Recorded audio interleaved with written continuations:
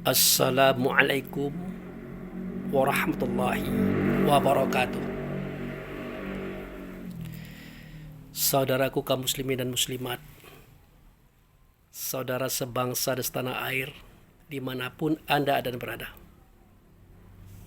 Berjumpa kembali dengan saya Abu Fikri dalam rangka kebaikan dan kebenaran untuk mempermudah langkah-langkah kita menuju jalan selamat, yaitu Allah dan Rasul-Nya.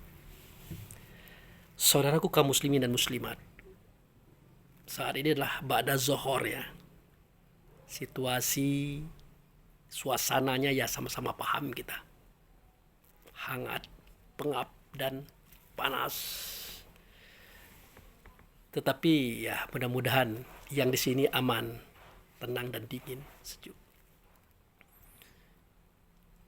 Nah, sekarang kita hendak mencoba menyampaikan sebuah firman Allah, yaitu surat Al-Isra, surat nomor 17, ayat 14. Di situ Allah Subhanahu wa taala melalui Rasul via Nabi berfirman. Apa bunyinya? A'udzubillahi minasyaitonir rajim. Bismillahirrahmanirrahim. Iqra kitabaka kafa binafsikal yauma alaika hasiba. Ya, kalau bahasa kitanya, bacalah kitabmu, cukuplah dirimu sendiri pada waktu ini.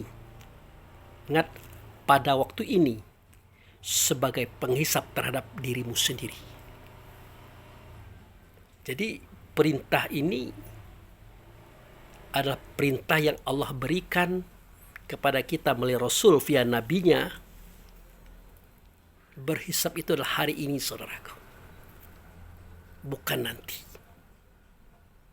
Nah, oleh karena itu kita mencoba untuk merubah pola pikir, pola rasa, pola kesadaran kita sebagai hamba Allah yang lemah ini.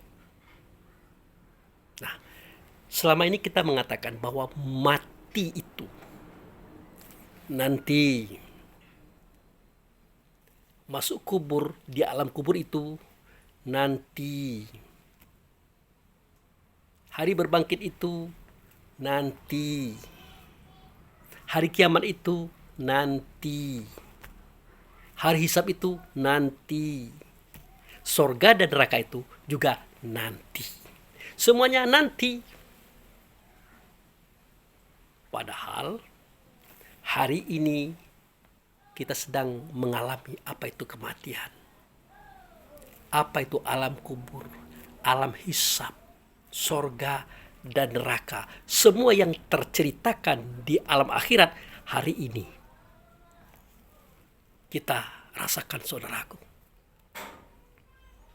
Makanya Al-Quran yang padanya tertulis suara Allah dan suara Rasul, kata Allah dan kata Rasul via Nabi, menceritakan seperti ini.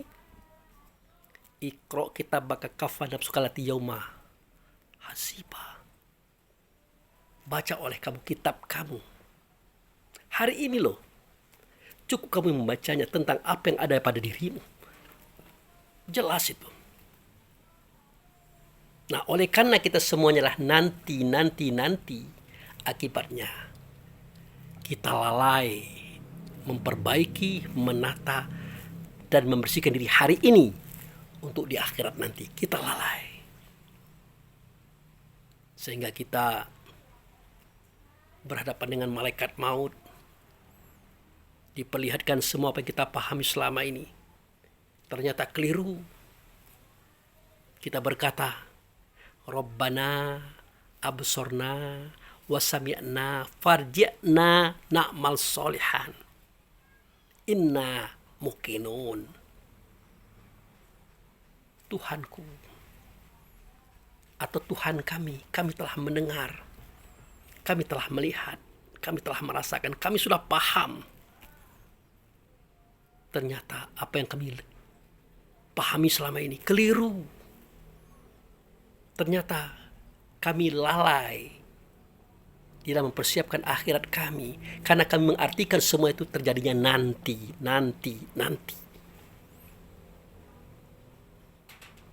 Artinya saudaraku, mati hari ini terjadi loh. Alam kubur hari ini terjadi loh. Hari kiamat hari ini terjadi loh. Hari berbangkit hari ini terjadi loh. Yaumil hisab hari ini terjadi loh. Bahkan meniti siratul mustaqim menuju surga, kalau tidak jatuh ke neraka, hari ini terjadi loh. Makanya saya katakan, seorang itu ahli surga atau ahli neraka hari ini bisa diketahui. Bisa diketahui. Dari mana? Ya dari suara kita, dari kata kita, dari perbuatan kita, dari pikiran kita, rasa kita, kesadaran kita. Sejuk dan indahkah dia atau panas penuh derita? Hari ini kita tahu. Nah baik, untuk tidak memperpanjang informasi, kita coba jelaskan satu persatu. Hari ini kita mati, saudaraku. Kita sering melakukan dan merasakan mati, saudaraku. Nah, mati secara jasmani itulah tidur. An-naumun ikhwanul maut. Tidur itu adalah momentum di mana dia adalah saudara daripada mati. Nah, hal ini kita perhatikan. Seketika kita hendak tidur, apa doa kita? Bismikallahumma ahya wa bismika amut. Dengan nama engkau aku hidup, dan dengan nama engkau aku mati.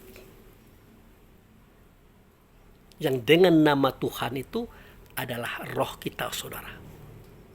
Rasa diri kita, saudara. Diri yang sebenarnya diri pada kita, saudaraku.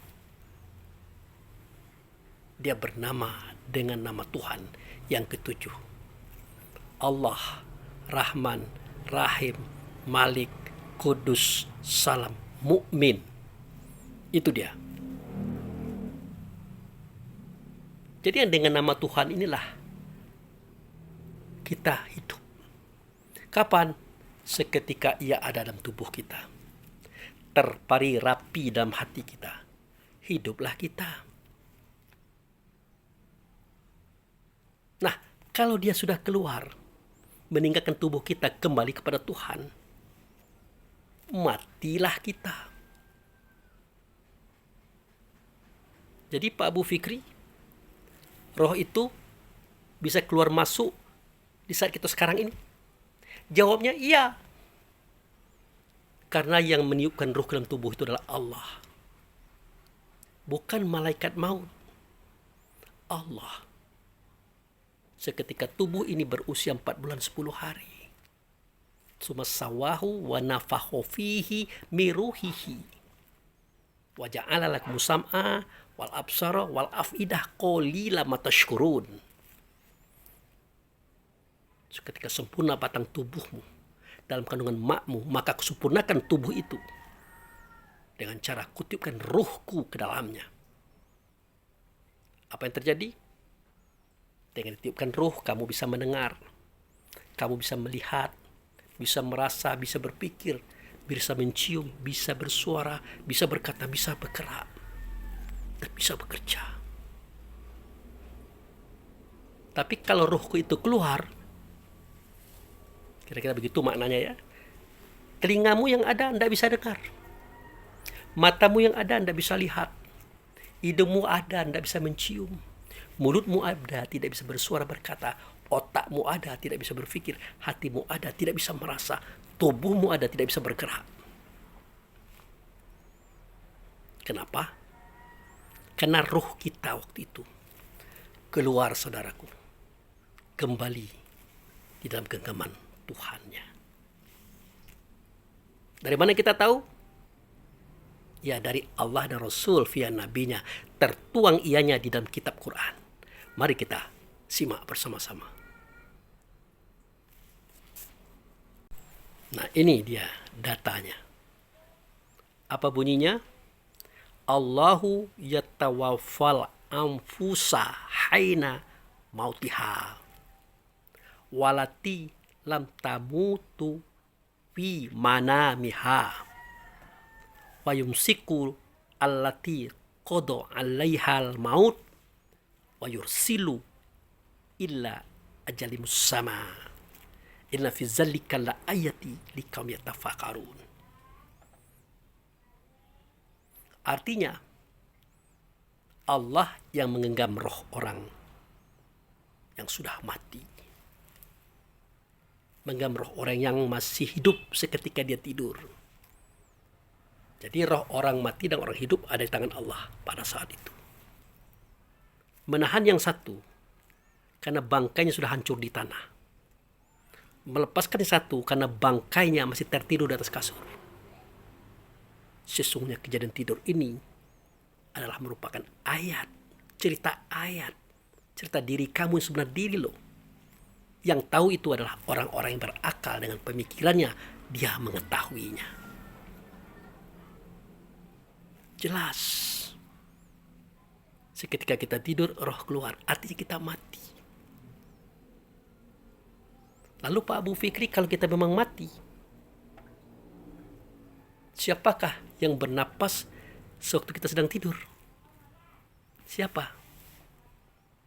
Itu jiwa namanya, nafs namanya, insan namanya, an-nasu namanya. Dia sudah ada pada tubuh kita sejak tubuh itu terbuat dari spermatozoa. Makanya saya katakan, seketika orang tua kita memancarkan spermanya, air sulbinya, di dalamnya sudah terdapat jutaan ekor makhluk bernama spermatozoa. Dia sudah hidup, dia bernapas, berjalan, berlari, berkembang dalam rahim perempuan. Padahal roh belum ditiup, tapi dia sudah hidup. Itulah dia jiwa. Itulah dia an-nasu atau insan atau nafs. 4 bulan 10 hari tubuh badan jasad yang jiwa tadi ada di dalamnya, barulah roh didatangkan. Diri kita sebenarnya diri didatangkan.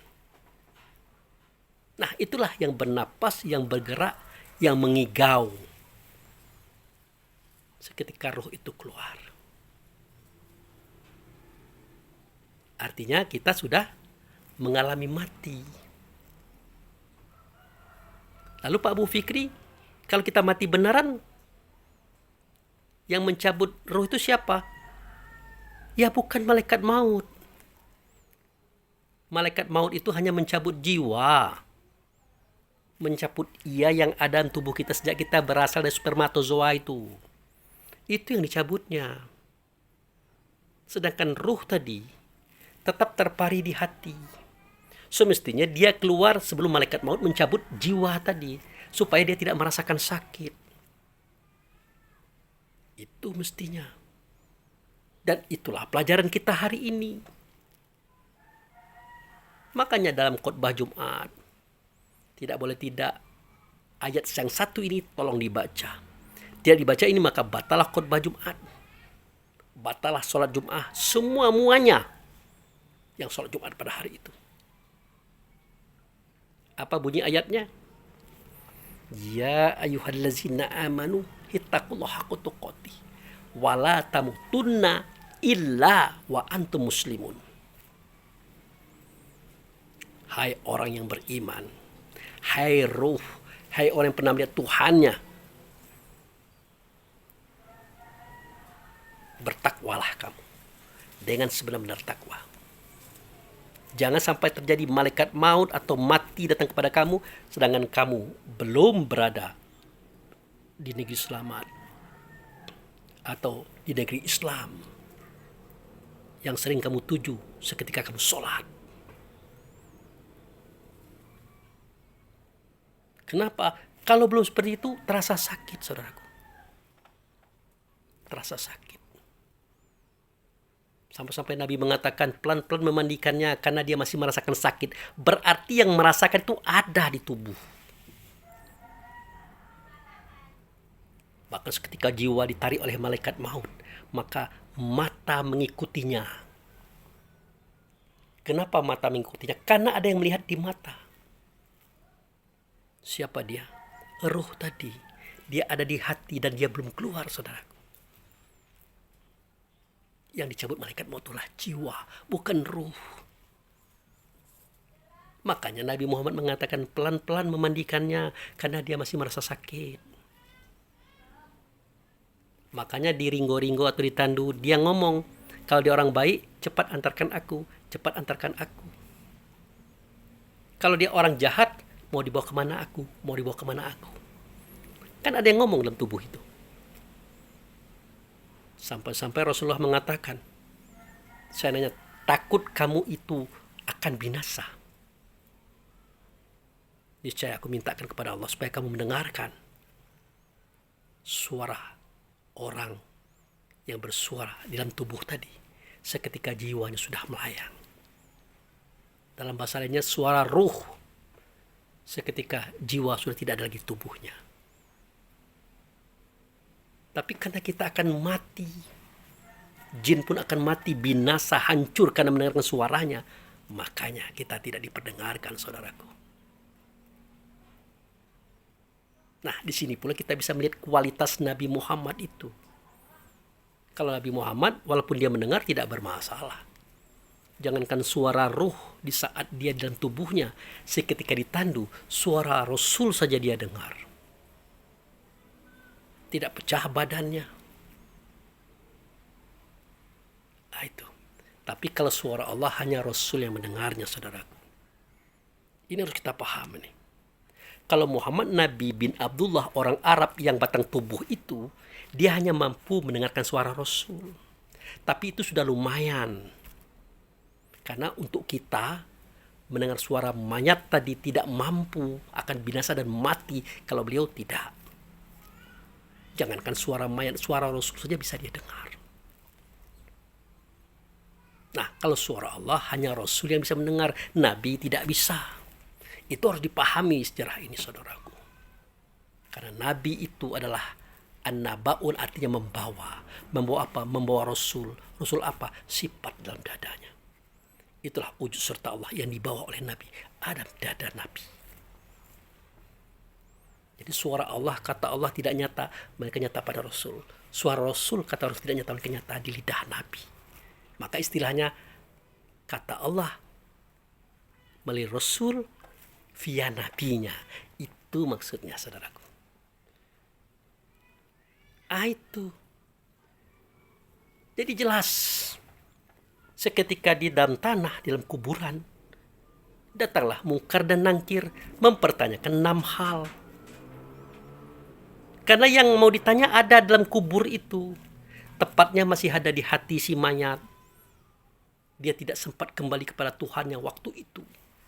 Apakah dia orang jahat ataupun orang baik? Atau orang baik atau orang jahat? Kalau dia tidak tahu jangan kembali, akan begitu nasibnya. Akan mengalami sakaratil maut. Pertanyaan kubur. Bahkan mengalami prosesing kiamat dan hisab, saudaraku. Itu. Nah, tetapi ini pertanyaan kubur setelah periode akhirat. Loh, Pak Abu pikir ngomong begitu. Ya, karena kita akan berbicara pertanyaan kubur periode hari ini. Maka harus jelaskan batas-batasnya. Oke? Nah. Jadi itulah pengertian mati secara fisik. Adapun pengertian mati secara rohani, itulah yang dikatakan oleh Rasul kepada Abu Bakar. Ya Aba Bakar, antal maut qabla maut. Atau antamutu qabla maut. Matilah kamu, wahai Abu Bakar, sebelum kamu mati. Kembalilah kamu, Abu Bakar, sebelum kamu kembali. Lakukanlah hari ini. Mati itu hari ini loh, lakukan. Tadi kan secara jasmani itu, ini secara rohani. Maksudnya bertemulah dengan Allah hari ini, jangan nanti. Di mana bertemu Allah? Yaitu pada Rasul. Di mana bertemu Rasul? Yaitu di dalam sholat. Makanya dikatakan wa aqimis sholah. Dirikanlah sholat. Untuk apa mendirikan sholat? Nah, dikatakan oleh Allah dan Rasul dalam Al-Quran. Wasta'inu bis-sabri was-sholah. Meminta tolonglah kamu kepada Allah dengan sabar dan sholat. Maka mendirikan sholat ini penting, karena dia adalah wadah untuk kita minta tolong kepada Allah, tapi dengan sabar. Nah, sabar itulah yang menjadi perantara antara kita dengan Allah. Si sabar itulah wasilah. Dia adalah Muhammad, saudaraku. Kita minta tolong kepada Allah, tapi melalui beliau.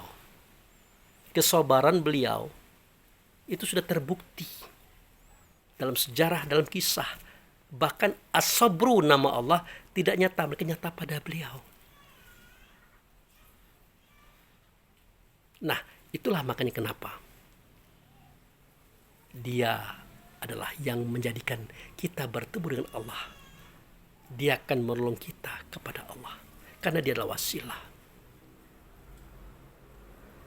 Dikatakan pada surah Al-Maidah ayat 35, ya ayyuhallazina amanu taqullah wabtagu ilahi wasilah wajahadu fisabilihi la'alakum tuflihun. Hai orang yang beriman, hai ruh, hai orang yang pernah melihat Tuhannya yang tidak nyata Tuhan, mereka nyata utusannya atau sifatnya. Cari oleh kamu perantara atau wasilah yang menghubungkan kamu kepada Allah. Itu Rasul, saudaraku. Berjuang kamu mencarinya. Kalau kamu dapatkan dia, pasti kamu menang. Jadi syarat menang bertemu Allah itu kalau bertemu Rasul. Bertemu wasilah yang saya ceritakan tadi. Nah, kejadian itu adalah di dalam sholat. Makanya setiap sholat harus ada azannya. Sesudah azan harus ada doanya. Allahumma Rabba hazihi da'wati tammah wa sholatil qaimah ati Muhammadani wasilah wal fadilah wa bata'u fil maqama mahmuda walasi. Dan seterusnya itu. Sampai innaka la tuliful mi'ad. Wahai Allah yang memiliki seruan sempurna, sholat yang akan didirikan, hadirkan di engkau Muhammad sebagai wasilah atau perantara antara aku dengan engkau. Jadi minta tolong kepada Allah itu ya melalui si sobar atau wasilah atau Muhammad tadi, tetapi di dalam sholat. Nah, processing inilah yang disebut kita kembali kepada Allah. Kita mati sebelum mati, maksudnya secara kerohanian, saudaraku. Ini yang dimaksud oleh Rasulullah terhadap Abu Bakar itu. Antamutu qabla maut. Matilah engkau sebelum kau mati. Kembalilah engkau kepada Allah sebelum engkau dikembalikan. Sekarang, bukan nanti. Nah, processing ini sangat berat, kata Allah. Innahala kabiroh ilal khosyi'in. Meminta tolong kepada Allah dengan sabar dan sholat ini sangat berat, kecuali orang yang khusyuk. Siapa orang yang khusyuk? Allazina yazununa mulaku rabbi wa annahum ilaihi raji'un. Itu dia. Orang yang khusyuk itu adalah orang yang punya zon, persangkaan, keyakinan bisa bertemu dengan Allah melalui Rasul, bisa bertemu dengan Rasul di dalam sholatnya. Kalau sudah bertemu dalam rasa, dalam zon, dalam keyakinan, walaupun persepsi, maka itu sudah bertemu, saudaraku. Artinya kita sudah kembali kepada Tuhan. Jadi tidak pula rumit-rumit, tidak terlalu ruwet-ruwet, tidak terlalu sulit-sulit ini. Cukup dengan persangkaan saja, dengan zon saja, dengan persepsi saja. Jika kita sudah bertemu dengan Rasul, artinya kita sudah bertemu dengan Allah. Artinya kita sudah kembali. Begitu saja ceritanya itu, saudaraku. Makanya dalam hal ini dikatakan oleh Allah Rasul, ana inda zoni abdi bi in zona khairu fa khairu, in zona syarru fa syarru. Aku hanya mengikuti persangkaan hambaku. Kalau dia bersangka baik, ya baiklah untuk dia. Bersangka buruk, ya buruklah untuk dia. Jadi semua itu diukur oleh Allah Rasul berdasarkan persangkaan kita, zon kita, persepsi kita tentang keyakinan itu. Nah, kembalilah kita kepadanya Setelah kita bertemu dengan Rasul dalam sholat, Rasul dengan Allah, itulah kita namanya mati sebelum mati, kembali sebelum kembali. Artinya hari ini, bukan nanti. Kalau nanti mati beneran, tidak bisa kembali ke dunia lagi kita. Itu saudara. Nah, yang kedua, alam kubur.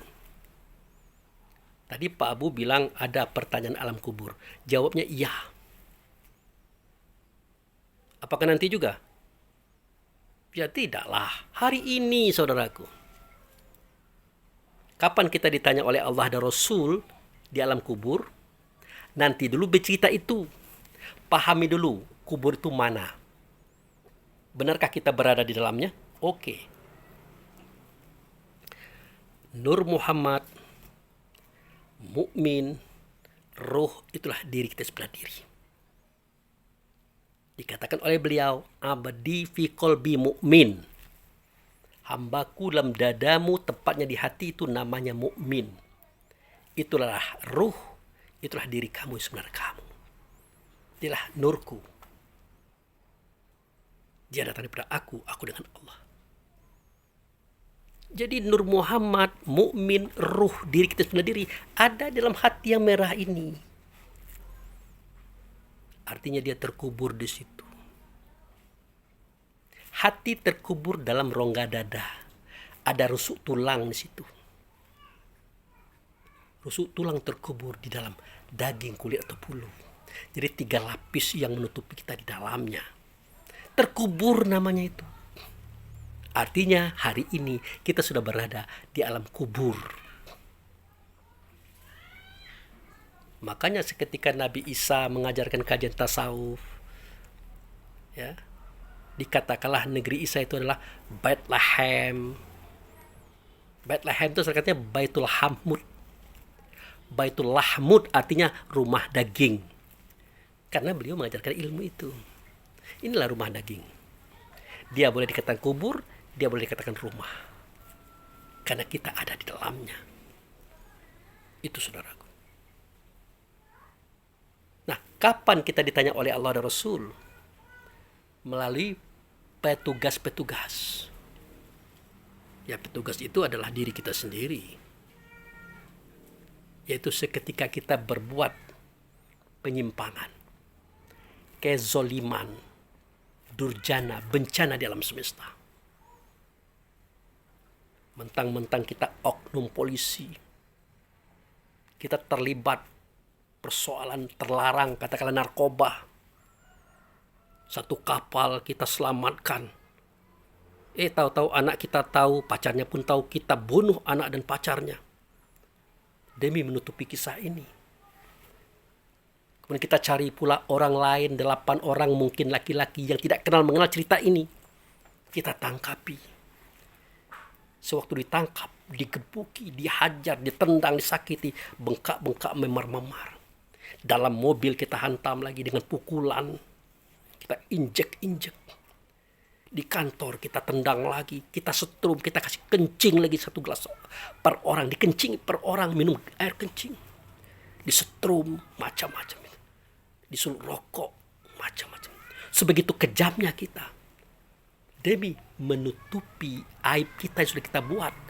Supaya jangan diketahui oleh manusia. Padahal Tuhan tahu, diri kita juga tahu.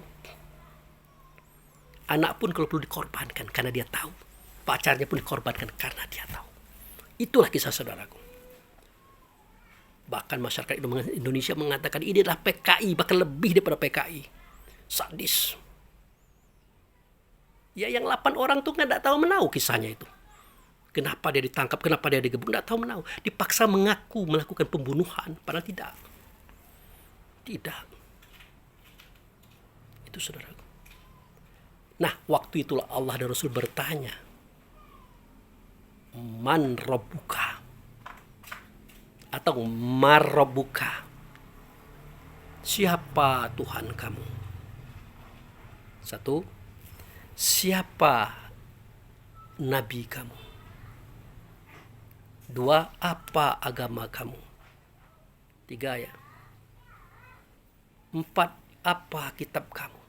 5, mana kiblat kamu? Yang mana kiblat kamu? Yang keenam, siapa saudara kamu? Dijawab oleh kita hari ini. Tuhanku Allah, Rasulku Muhammad, agamaku Islam, kitabku Quran, kiblatku Ka'bah. Katakanlah begitu ya. Karena Ka'bah itulah tanda Baitullah, dalam Baitullah itu adalah Rasul. Terakhir kita katakan, saudaraku dah kaum muslimin dan muslimat, mukminin dan mukminat. Nah, tahu kau, kata Allah dan Rasul, yang kau gebuk itu, yang kau siksa itu adalah saudaramu sendiri. Tahu kamu. Mana ada Allah mengajarkan seperti itu, Rasul mengajarkan seperti itu, kitab mengajarkan seperti itu, agama mengajarkan seperti itu, kiblatmu mengajarkan seperti itu. Tidak ada. Kenapa kamu lakukan? Harus bisa dijawab dengan baik dan benar. Tidak terjawab 100 kali cambuk, kata Allah dan Rasul. Cambuk jiwa, cambuk rasa. Artinya, walaupun kita adalah seorang polisi ataupun oknum, berseragam bagus, bermerek jenderal dan macam-macam, hati kita tercambuki oleh Allah dan Rasul karena ulah kita sendiri. Karena tidak bisa kita jawab. Kalau Allah Tuhan kita, kenapa kita lakukan itu? Kalau Muhammad Rasul kita, kenapa kita lakukan itu? Kalau Quran kitab kita, kenapa kita buat itu? Kalau Islam agama kita, kenapa begitu?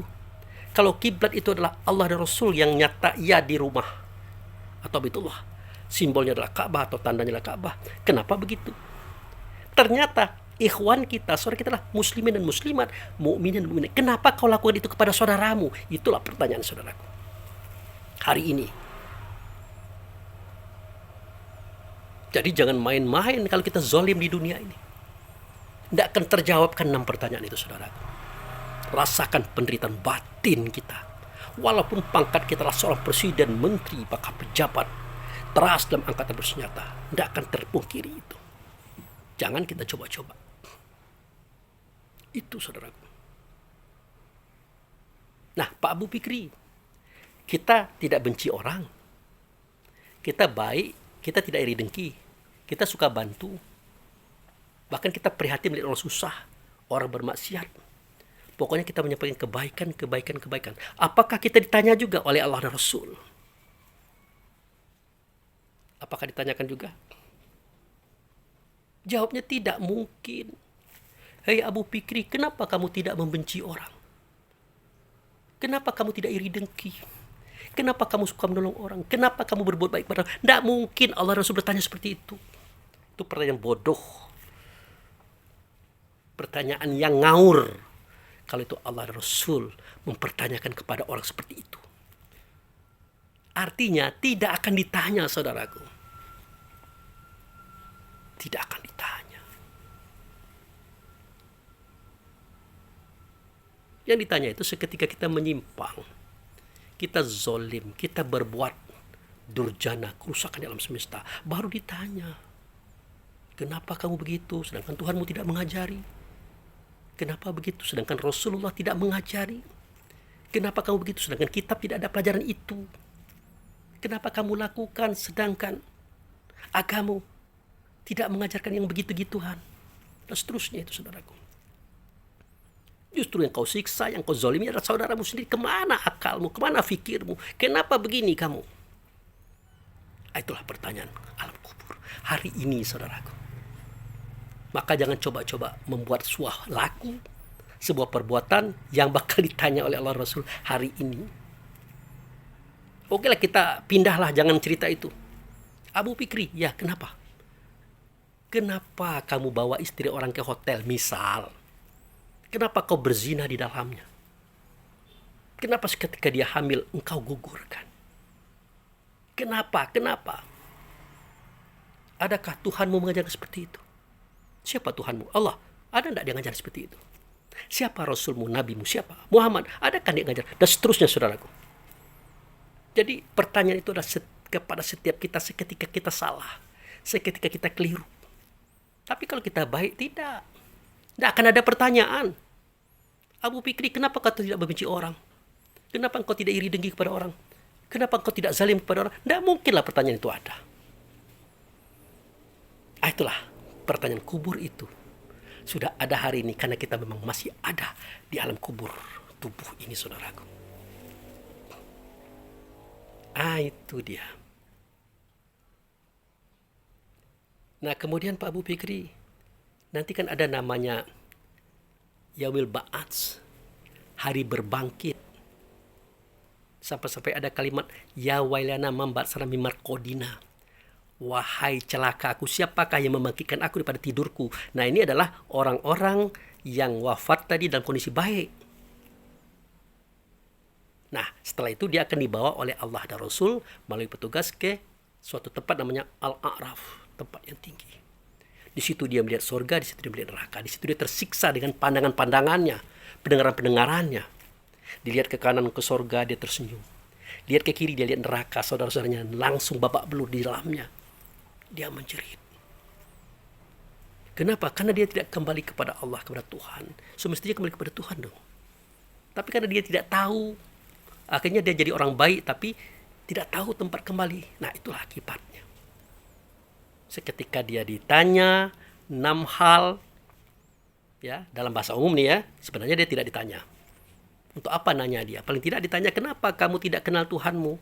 Kenapa kamu tidak tahu tempat kembalimu? Paling tidak ditanya seperti itu. Akhirnya dibukakan hijab dari tempat dia tinggal itu ke Baitullah Hakikat. Maka dilihatnya lah situasi dan kondisi seketika Allah tidak nyata, maka nyata Rasulnya, sifatnya. Berkata dia, alastu birabbikum, adakah tidak aku adalah Tuhan kamu? Nah, di momen itulah dia menjawab, wah, itu adalah Muhammad Rasulullah Sallallahu Alaihi Wasallam, bukan Muhammad Nabi.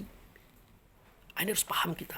Karena lihatnya waktu itulah Muhammad Rasulullah Sallallahu Alaihi Wasallam, bukan Muhammad Nabi. Kalau Muhammad Nabi baru kemarin lahirnya, hari Senin 12 Rabiul Awal tahun 571. Sedangkan ini adalah kejadian awal mu'awal sebelum langit dan bumi itu tercipta. Itu yang dia lihat. Makanya dia di stop, ditidurkan oleh Allah Rasul di tempat itu. Itu saudaraku. Nah, di hari berbangkit itulah semuanya dibangkitkan. Semuanya sadar, semuanya berpikir.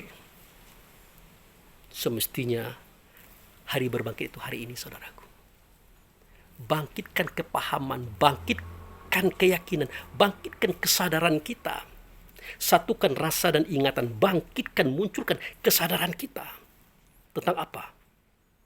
Siapa Allah, siapa Tuhan. Siapa Rasul, siapa Nabi.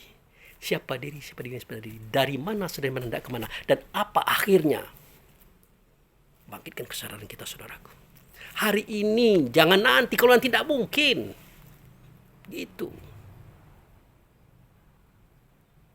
Nah, ya, hari ini adalah hari berbangkit.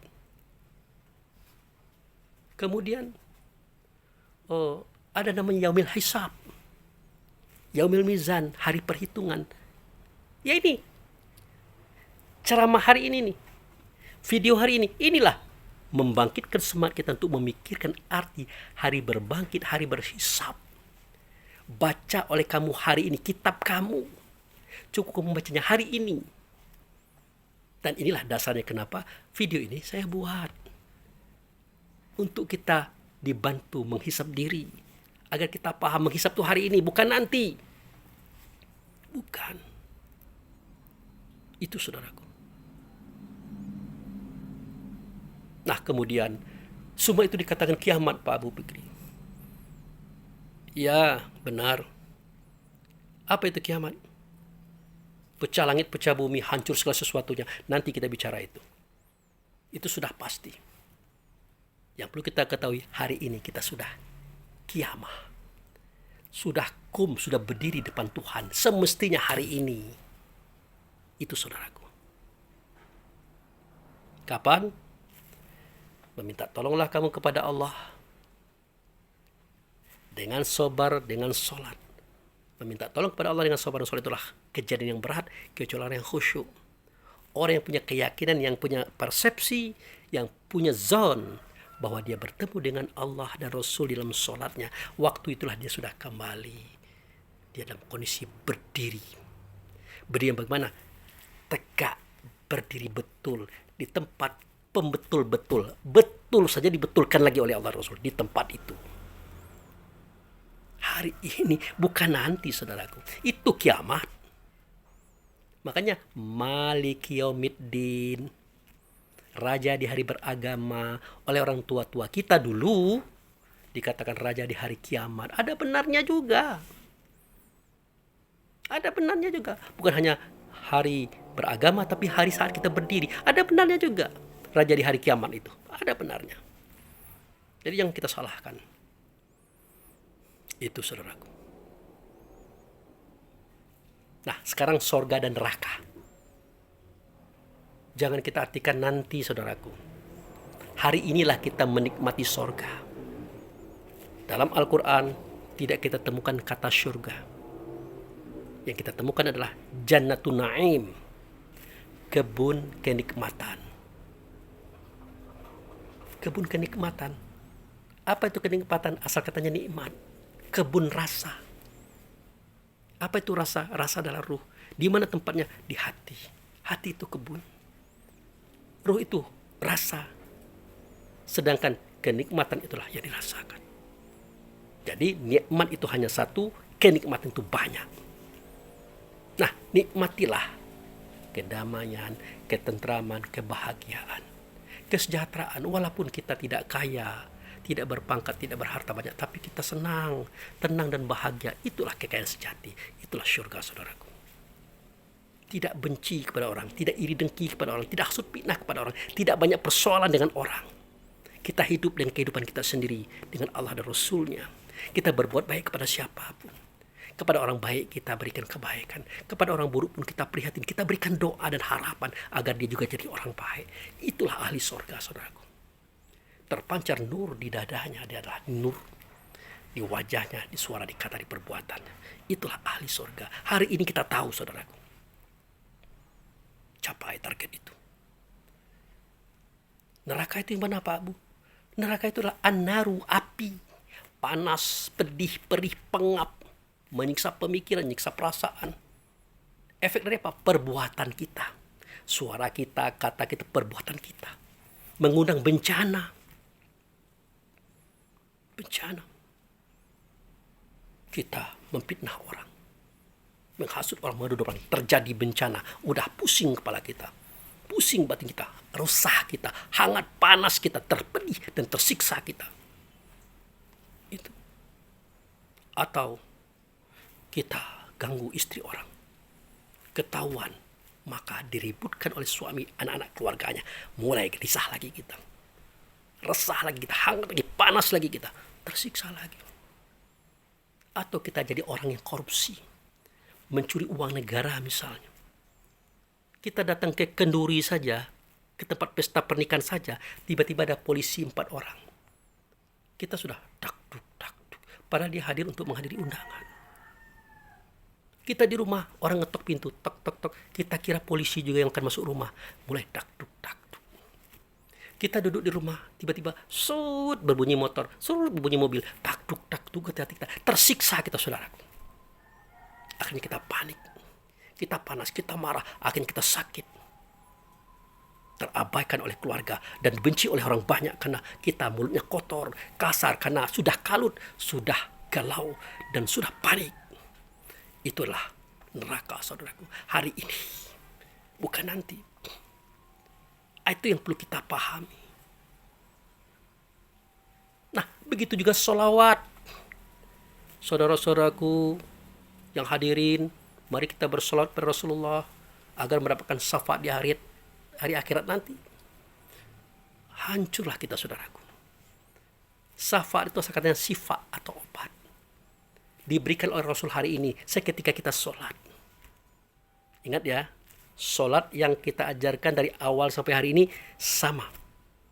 Ya, kita membawa ingatan kita, kesadaran kita ke tempat kita bertemu dengan Tuhan. Di mana? Di Masjidil Haram. Di situ ada Ka'bah, di situ ada Maqam Ibrahim.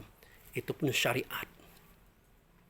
Saya ulangi lagi, membawa rasa, ingatan, kesadaran kita ke tempat itu. Itu pun syariat. Jangan beranjak kemana-mana, tetap-tetap di situ. Dari Allahu Akbar sampai salam. Supaya apa? Supaya wanaza'na ma fi sudurihim bin gilin tajri min tatil anhar. di tempat yang mengalir air, di bawahnya itu air Zam-Zam. Di situ ku cabut penyakit hati pada diri mereka. Benci, dendam, hasud, fitnah dicabut. Lama-lama habis semua itu. Momentum Allah dan Rasul mencabut penyakit itu secara batinnya. Waktu kita sholat, itulah obat. Itulah syafaat, bukan nanti. Kalau nanti ampun kita saudaraku. Dalam sholat saja kita bernoda hati, Allah menolak kita. Allah mengusir kita, makanya kita tidak khusyuk. Seketika mau mati boro-boro, di dunia Allah tidak mau terima, apalagi di akhirat. Akhirnya kita tinggal dalam tubuh, jiwa melayang. Dikubur, itu tadi. Kita ditanya, karena kita punya kesalahan, kita digebuki, disiksa di situ. Itu persoalan saudaraku. Hari kiamat tambah parah, hari berbangkit apalagi, neraka tempat kita. Kenapa? Penyakit hati tidak dicabut hari ini. Ya, mestinya dicabut saudaraku. Proses pencabutan itulah disebut dengan syafaat oleh Allah melalui Rasulnya Muhammad Rasulullah Sallallahu Alaihi Wasallam.